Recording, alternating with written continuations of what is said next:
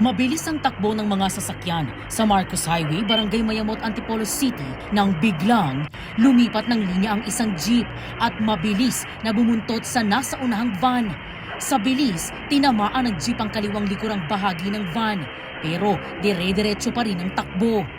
Sa isa pang CCTV video, ang jeep sumalpok na sa mga nakahintong sasakyan sa stoplight.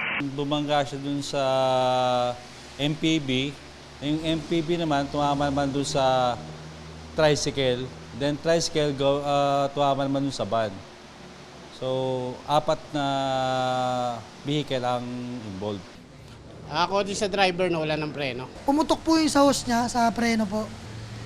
Eh, naisip ko po kanina, kung ibabangga ako sa tao, makakapatay po ako. Kaya ginawa ko, sa mga sasakyan ko na lang po binangga. Uwi. Ito. Sug. Wawa. Nakapalang traffic eh. Respondihan po namin yung driver ng tricycle na yung naipit yung binti niya o paa niya hanggang sa binti. Kasama kasi niyang pamilya niya, tapos yung anak niya ang medyo na yung bata nauntog. Ang driver ng tricycle nagpapagaling sa ospital.